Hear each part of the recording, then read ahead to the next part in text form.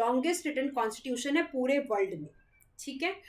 मतलब इतना लंबा कॉन्स्टिट्यूशन किसी भी कंट्री का नहीं है जितना हमारे कंट्री का है, मतलब इंडिया का है। अगर आप इंडिया के कॉन्स्टिट्यूशन को देखोगे तो एक एक चीज़ें बहुत ही अच्छे से एक्सप्लेन की गई है, चाहे हम जुडिशरी की बात करें, चाहे हम लेजिस्लेटिव की बात करें, चाहे हम एडमिनिस्ट्रेशन की बात करें।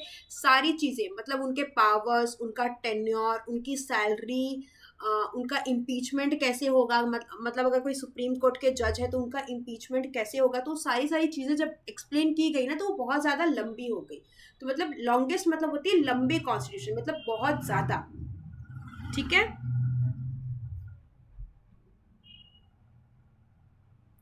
एक बार हम ये समझ लेते हैं कि इतना लंबा इंडिया जो हमारा जो कॉन्स्टिट्यूशन है, इंडियन कॉन्स्टिट्यूशन, वो इतना लंबा क्यों है। तो उसका सबसे जो पहला वो है डाइवर्स कंट्री। इंडिया एक बहुत ही डाइवर्स देश है, ठीक है। अगर आप देखेंगे इंडिया को तो इंडिया में बहुत सारे लैंग्वेजेस बोले जाते हैं, बहुत सारे रिलीजन फॉलो किए जाते हैं, बहुत सारे कल्चर्स फॉलो किए जाते हैं, ठीक है, और बहुत सारे रीजन्स भी हैं, ठीक है। कॉन्स्टिट्यूशन को सबकी रिप्रेजेंटेशन और राइट्स देना पड़ता है, और हमारे कॉन्स्टिट्यूशन में अगर आपने नोटिस किया होगा तो सारे रिलीजन के लिए, सारे कास्ट के लिए, सारे कम्युनिटीज के लिए उनको उनकी राइट्स मिली गई है, ठीक है। सेकेंड है वो है detail governance system. Union plus state governments का फेडरल सिस्टम है, इसलिए दोनों के पावर्स क्लियरली लिखने पड़ते हैं। थर्ड जो है वो है judiciary, fundamental rights and DPSP. Constitution में फंडामेंटल राइट्स, डायरेक्टिव प्रिंसिपल और जुडिशरी का फुल स्ट्रक्चर दिया गया है, ठीक है। फोर्थ की अगर हम बात करें तो special provisions for states and regions. कुछ स्टेट्स को, जैसे कि कश्मीर हो गया जिसको आर्टिकल 370 मिला था, अभी वो अबॉलिश हो गया। नागालैंड जिसको आर्टिकल 371A मिला था, जैसे स्टेट्स के लिए अलग रूल्स और अलग प्रोविजंस दिए गए हैं। फिफ्थ जो इसका है वो है बोरोड फ्रॉम मेनी कंट्रीज। हमने कॉन्स्टिट्यूशन बनाते वक्त USA, UK, Ireland, Canada, Australia जैसे देशों के बेस्ट फीचर्स को अडॉप्ट किए, इससे कंटेंट और भी ज़्यादा हो गया, ठीक है। आई होप आपको समझ में आ गया होगा। अब हम नेक्स्ट क्वेश्चन की तरफ बढ़ते हैं।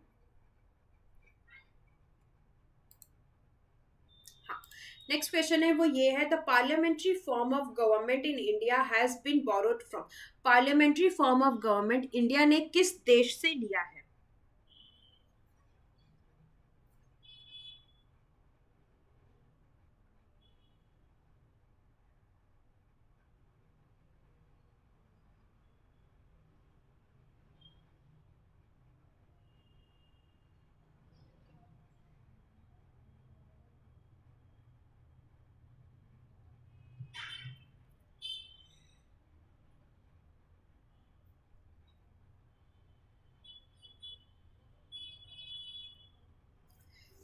इसका जो करेक्ट आंसर है वो है इंडियन कॉन्स्टिट्यूशन ने पार्लियामेंट्री सिस्टम का आइडिया ब्रिटिश यूके कॉन्स्टिट्यूशन से लिया है, मतलब इसका करेक्ट आंसर हुआ यूके, ठीक है। फीचर की अगर हम बात करें तो नॉमिनल है। President is the head of the state but real power होती है प्राइम मिनिस्टर और कैबिनेट, ठीक है। जैसे कि यूके में किंग और क्वीन और नॉमिनल होते हैं, ठीक है। Collective responsibility, council of ministers is collectively responsible to Lok Sabha. Real executive and prime minister, PM is the real executive like UK and में पीएम, ठीक है। Bicameral legislature, India has two houses, Lok Sabha and Rajya Sabha, similar to Houses of Commons and House of Lords in UK, ठीक है। जैसे कि हमारे India में है लोकसभा और राज्यसभा, तो यूके में यही चीज है, House of Commons and House of Lords. कहाँ पे है ये, यूके में, that is Britain. Dissolution of lower house, Lok Sabha can be dissolve before 5 years, 5 साल से पहले लोकसभा डिसॉल्व हो जाएगी, जैसे कि यूके में होता है। जो हाउस ऑफ कॉमन जो होती है वो डिसॉल्व हो जाती है, ठीक है। कॉन्स्टिट्यूशन की अगर हम बात करें तो कौन सा आर्टिकल बात करता है, 74 एंड 75, जो कि बात करता है काउंसिल ऑफ मिनिस्टर्स और प्राइम मिनिस्टर के बारे में। और आर्टिकल 79 से 122 तक structure and functioning of the parliament, कि पार्लियामेंट का स्ट्रक्चर कैसा रहेगा और उसके फंक्शनिंग कैसे होगी। 30th क्वेश्चन है वो है fundamental rights are borrowed from. जो फंडामेंटल राइट्स है उसको कहाँ से बोरो किया गया है।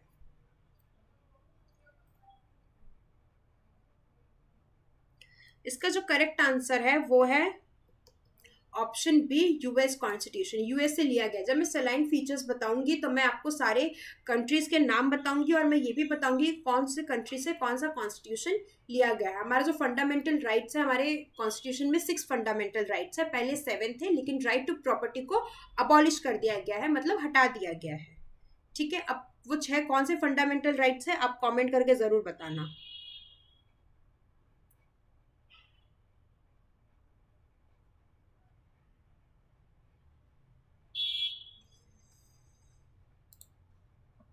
ठीक है, question number 31, directive principles are borrowed from. जो हमारे डायरेक्टिव प्रिंसिपल्स हैं उसको कौन से कंट्री से बोरो किया गया है? और इसका जो करेक्ट आंसर है वो है ऑप्शन ए, आयरिश कॉन्स्टिट्यूशन। ठीक है, the idea of single citizenship is borrowed from. जो आइडिया है सिंगल सिटीजनशिप का वो कौन से कंट्री से बोरो किया गया है? तो इसका आंसर है, करेक्ट आंसर है ऑप्शन ए, यूके।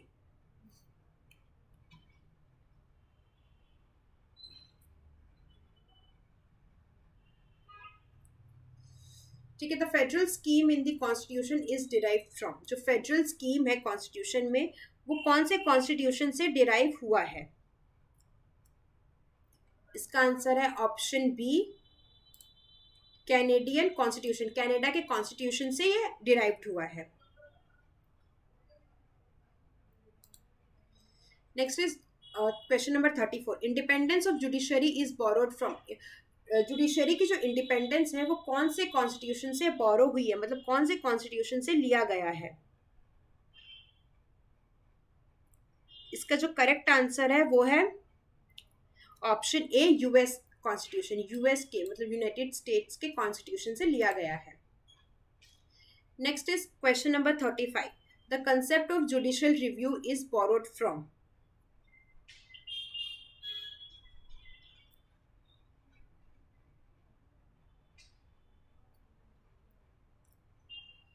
जो जुडिशियल रिव्यू का कंसेप्ट है वो कौन से कॉन्स्टिट्यूशन से लिया गया है? तो इसका भी करेक्ट आंसर है यूएस कॉन्स्टिट्यूशन। ठीक है, which feature of the constitution is not borrowed from any other country. वो कौन सा कॉन्स्टिट्यूशन का पार्ट है जो किसी दूसरे कंट्री से बोरो नहीं किया गया है? इसका ऑप्शन ए है fundamental duties, parliamentary system, integrated judiciary and emergency provisions. इसका जो करेक्ट आंसर है वो है option C, integrated judiciary. Integrated judiciary है वो इंडिया का एक यूनिक फीचर है। ठीक है, आगे चल के जब मैंने वीडियोस बनाऊंगी तो हम डिटेल में इसके बारे में भी बात करेंगे।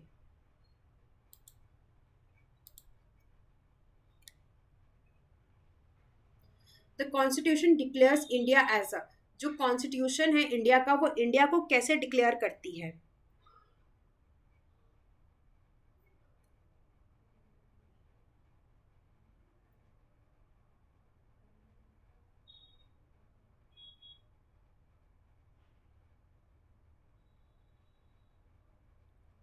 इसका जो करेक्ट आंसर है वो है option B, union of states. बहुत सारे स्टेट्स का ये यूनियन है।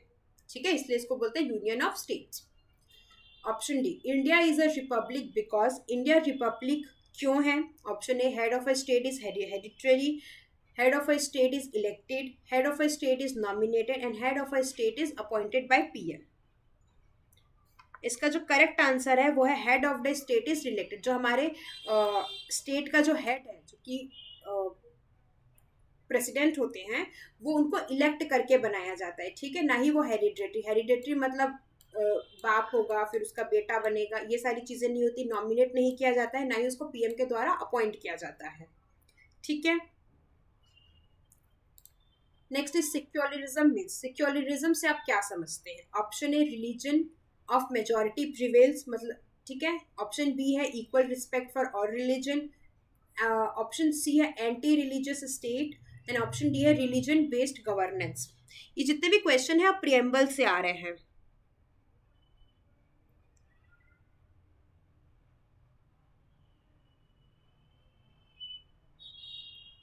ठीक है, इसका जो करेक्ट आंसर है वो है option B, equal respect for all religion. India जो है वो एक सेक्युलर कंट्री है, मतलब इंडिया में जितने भी रिलीजन हैं वो सारे रिलीजन को ही इक्वली रिस्पेक्ट करते हैं।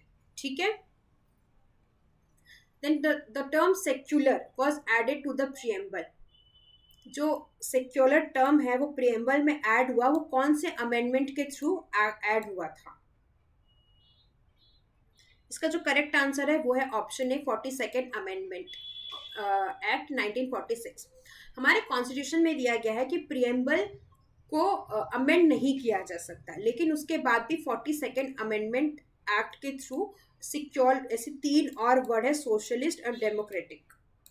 ठीक है, ये 3 वर्ड ऐड हुए थे, जिसकी वजह से बहुत ही ज़्यादा एक केशव नंदा भारती का केस है वो भी आया था, जिसको हम डिटेल में आगे जाके समझेंगे कि इसका क्या मतलब है और ये स्टेटमेंट का क्या मतलब है कि जो प्रियम्बल है वो अमेंड नहीं हो सकता है, लेकिन उसके बाद भी एक बार अमेंड हो चुका है. ठीक है.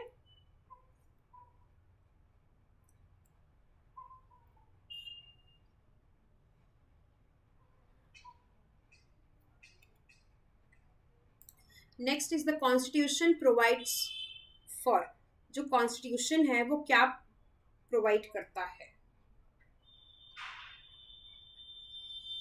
इसका जो करेक्ट आंसर है वो है option C, quasi federal government. ठीक है, हमारा जो कॉन्स्टिट्यूशन है वो क्वासी फेडरल गवर्नमेंट स्टैब्लिश मतलब प्रोवाइड करता है. ठीक है, अब क्वासी फेडरल गवर्नमेंट क्या होता है?